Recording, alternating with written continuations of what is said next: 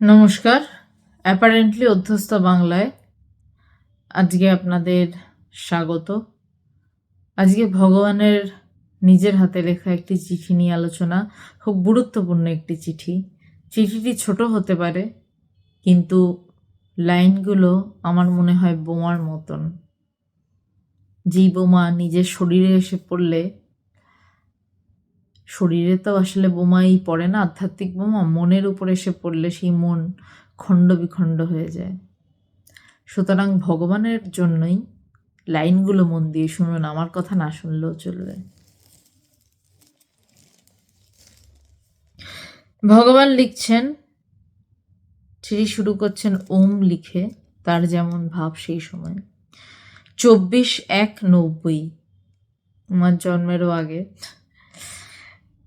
24 তারিখ জানুয়ারি মাসের 90 সালে। প্রিয় সঞ্জয়, বর্তমানে তিনি একজন সন্ন্যাসী, স্বামী সচ্চিদানন্দজি, এবং সম্পর্কে তিনি ভগবানের শালা অর্থাৎ গুরুমার ভাই। প্রিয় সঞ্জয়, তোমার চিঠি গতকাল পেলাম। রিটেনে পাশ করেছো জেনে খুশি হলাম। তিনি তখন পড়াশোনা করছেন এবং ভগবানের যে তার শুধু আধ্যাত্মিক দিক খেয়াল নয়, তার জাগতিক দিকও খেয়াল রাখছেন। তার জামাইবাবু হিসেবেও কর্তব্য পালন করছেন, বড় জামাইবাবু। ভগবান সেই পরিবারের গুরুমা, সব থেকে বড় মেয়ে, তো ভগবান ন্যাচারালি বড় জামাইবাবু, সেই পরিবারের কর্তব্যও পালন করছেন। বলছেন, তোমার চিঠি গতকাল পেলাম, রিটেনে পাশ করেছো জেনে খুব খুশি হলাম, তার ইচ্ছেতেই সব হচ্ছে।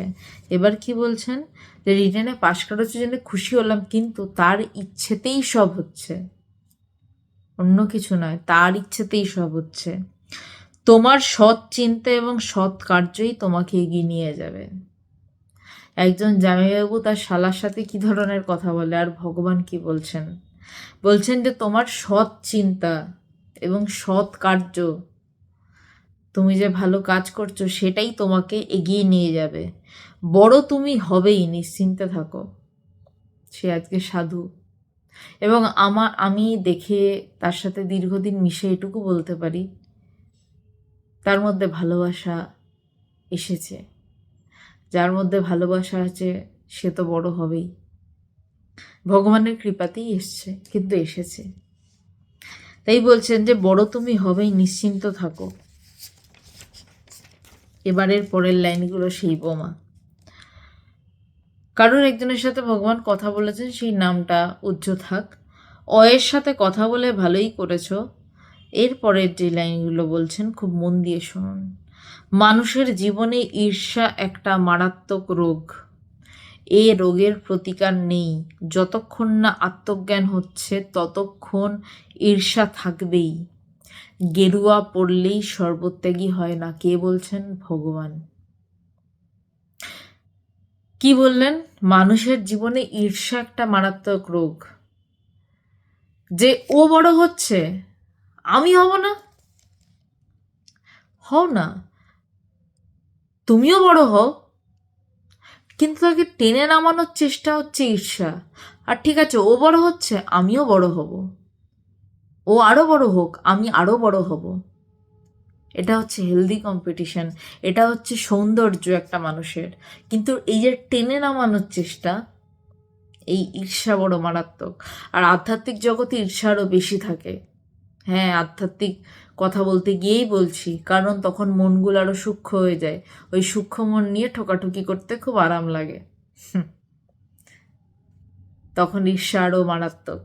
এই বলছেন যে ভগবান লিখছেন যে মানুষের জীবনে ঈর্ষা একটা মারাত্মক রোগ।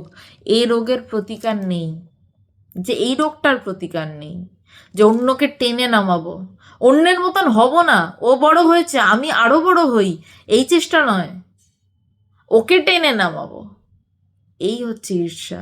ওর নামে বদনাম করব, এই হচ্ছে ঈর্ষা। ওকে কিভাবে খারাপ করা যায় সেই চেষ্টা করব, এই হচ্ছে ঈর্ষা।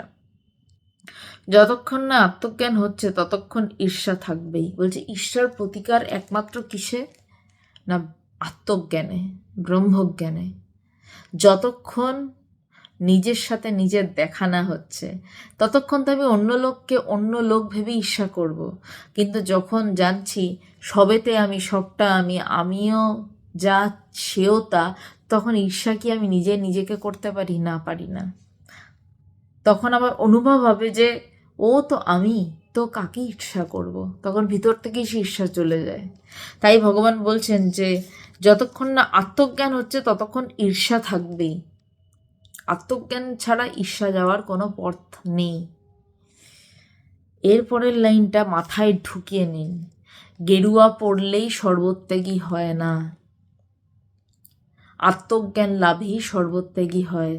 কারণ আত্মজ্ঞান লাভেই কিছু পাওয়ার থাকে না, সে তখন পূর্ণ। তখন ত্যাগ করবে কি, ভোগই বা করবে কি? তাই যে আত্মজ্ঞানী সেই যথার্থ সাধু। গেরুয়া পড়া মানেই কিন্তু সাধুত্ব নয়। তাই সে ভগবান লিখছেন যে গেরুয়া পড়লেই সর্বত্যাগী হয় না, জ্ঞানই সর্বত্যাগ। যার যত গভীর জ্ঞান তার তত ত্যাগ। জ্ঞানেরও স্তর আছে, যার যত গভীর জ্ঞান তার তত ত্যাগ।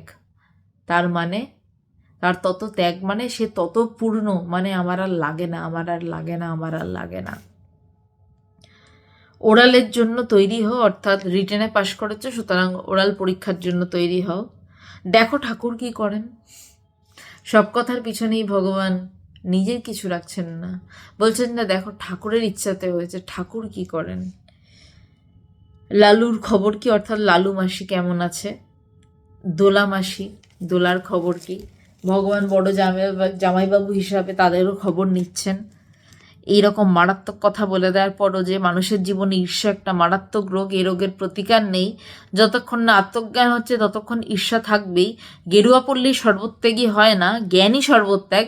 এরপরেই আবার তিনি জামাইবাবু হয়ে সবার খোঁজ নিচ্ছেন ভালোবেসে, এবং সবাইকে নিজে হয়ে খোঁজ নিচ্ছেন, কারণ ভগবান তো পূর্ণ।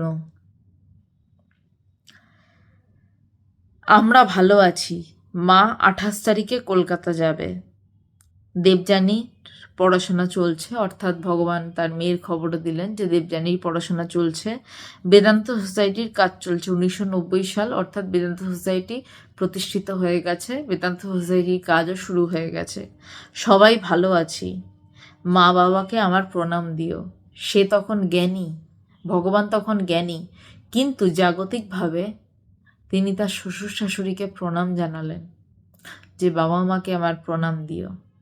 জামাইবাবু, এই যে প্রণাম জানানো, এই যে সবার খোঁজ নেওয়া, এবং তার সাথে আধ্যাত্মিক উপদেশ দেওয়া এবং চরম কথা বলে দেওয়া, গেরুয়া পল্লী সর্বত্যাগ নয়, জ্ঞানই সর্বত্যাগ, এটা ভগবানের দ্বারাই সম্ভব, অন্য কারোর দ্বারা নয়। কিন্তু নিচে লিখলেন জামাইবাবু, কারণ তখনও তাকে ভগবান বলে আমার তো জন্ম হয়নি, যারা যার পাশে ছিলেন তখনও তিনি ভগবান রূপে ধরা দেননি, চিনতে পারেননি বলা ভুল, তিনি ধরা দেননি।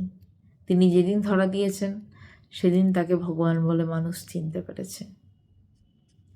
16 নম্বর চিঠি। পরের রবিবার আমরা 17 নম্বর চিঠি নিয়ে আলোচনা করব। আর কালকে 9টা নাগাদ আলোচনা অ্যাপারেন্টলি অধ্যস্ত বাংলাতে আপলোড করা হবে। এবং গভীরভাবে যদি আধ্যাত্মিকতার জন্য আপনারা জানতে চান, তাহলে ডেসক্রিপশন বক্সে ফোন নাম্বার দেওয়া রয়েছে, আপনারা সেখানে হোয়াটসঅ্যাপ বা ফোন করতে পারেন। আমার গুরুদেব ভগবানের কৃপায় চেষ্টা করব যতটা পারা যায় আপনাদের প্রশ্নের নিরসন করার। নমস্কার। তবে জেনে রাখবেন, আত্মজ্ঞান ছাড়া প্রশ্নের নিরসন হয় না। সেটার জন্য যাতে আগ্রহ অনেকটা তৈরি হয় ভগবানের কৃপায়, সেই চেষ্টাই করব। যদি ইচ্ছা হয় যে আমি আরও বেশি জানব, তাহলেই যোগাযোগ করবেন। ডেসক্রিপশন বক্সে নম্বর দেওয়া থাকবে। প্রণাম।